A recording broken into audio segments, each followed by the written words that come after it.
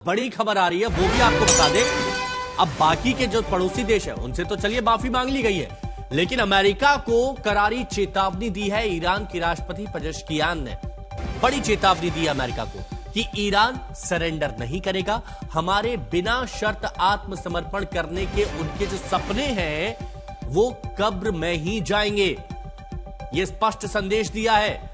जो अमेरिका के राष्ट्रपति डोनाल्ड ट्रंप कहते आ रहे थे कि बिना शर्त आत्मसमर्पण करें, तो यहां पर पेजेश्कियान कह रहे हैं कि हमारे बिना शर्त आत्मसमर्पण करने के जो उनके सपने हैं वो कब्र में ही जाएंगे। ईरान कभी सरेंडर नहीं करेगा।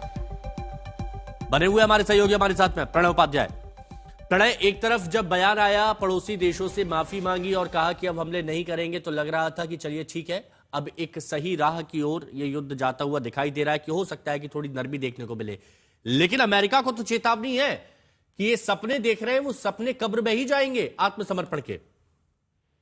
देखिए, दोनों तरफ से जो है वो रेटरिक सामने आ रहे हैं। दोनों अपनी अपनी पोजीशंस बताने की कोशिश कर रहे हैं, क्योंकि दोनों के ऊपर दोहरा दबाव है। ईरान के राष्ट्रपति को भी, ईरान की जनता को ये बताना है कि we are putting up a fight, हम इस समय संघर्ष कर रहे हैं, हम लड़ रहे हैं, ये युद्ध हम पर थोपा गया है, हम अपना आत्मरक्षा का अधिकार इसका इस्तेमाल कर रहे हैं। हमने इस लड़ाई की शुरुआत नहीं की, लेकिन हम इस लड़ाई में सरेंडर नहीं करेंगे, हम घुटने नहीं टेकेंगे, और इतना आसान नहीं है कि ईरान को रौंदते हुए आप निकल जाएं। ये बताने की कोशिश मसूद पेजेश्कियान के इस बयान में समझ में आती है।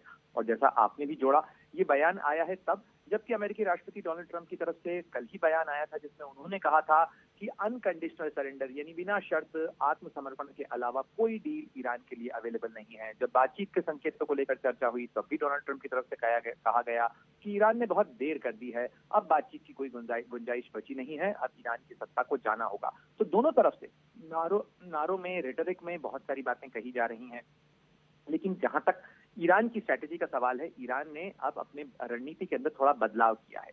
ईरान की तरफ से वार तो हो रहे हैं, लेकिन इजराइल के ऊपर होंगे या अमेरिका के जो बेसेस हैं उनको निशाना बनाया जाएगा। ईरान नहीं चाहेगा कि उसके लिए जहां भी कोई हमदर्दी की गुंजाइश बन सकती हो उसको भी वो खत्म करे, साथ ही उसको अपना हथियार और जो गोला बारूद है वो भी बचाना है।